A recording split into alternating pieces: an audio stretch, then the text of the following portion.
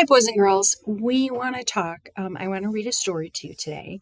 And the title of the story is called Building Character, Having Empathy. We've been talking about what empathy means, watching Mrs. Sorensen's videos.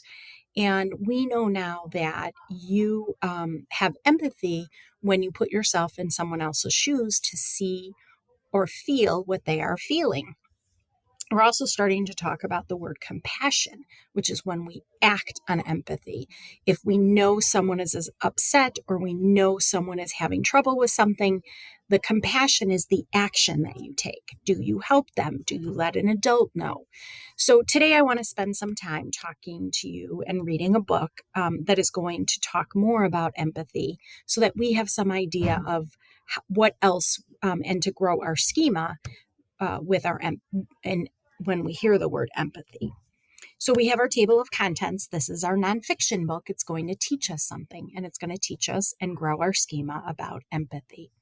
So if I just wanted to read part of this, what I would do is if I wanted to just learn about the kinds of feelings that I could have, you should know now that page 22 is where you would go. We may not read a whole nonfiction book. We only may need certain parts of information.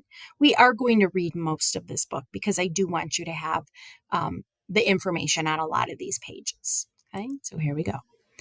Our title here or our heading, remember a heading tells you what are you going to learn about. So I always want to read these. Understanding others. What is empathy? It means being sensitive to what? How other people feel. We try to understand them. It's like when we talked about you have to put yourself in other shoes and think, how would I feel if that was happening to me? Roy goes to a new school. He feels lonely. Sam sits with him. Nice. So we have Sam feeling empathy because Roy is new at school and sitting by himself. So Sam has compassion and he decides the plan or the action is that he's going to sit with them so Roy is not so lonely. Mia cries. She misses her mom. Joe hugs Mia. He misses his mom sometimes too.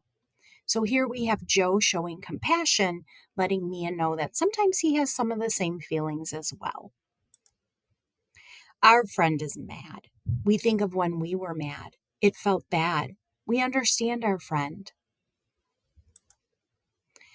Tia's dog is lost. Pat doesn't have a pet, but he listens to Tia's feelings. He helps her. They find it. Joy falls. Ouch! Ned helps. So we have Ned showing empathy and compassion by helping Joy after she gets hurt. Gia and her sister fight. They talk. They both listen to what? Each other's feelings. May got a good grade. She is happy. Tim is happy for her. I want you to think about how do you show empathy to other people? How are you compassionate? Talk with your grown-up about those things.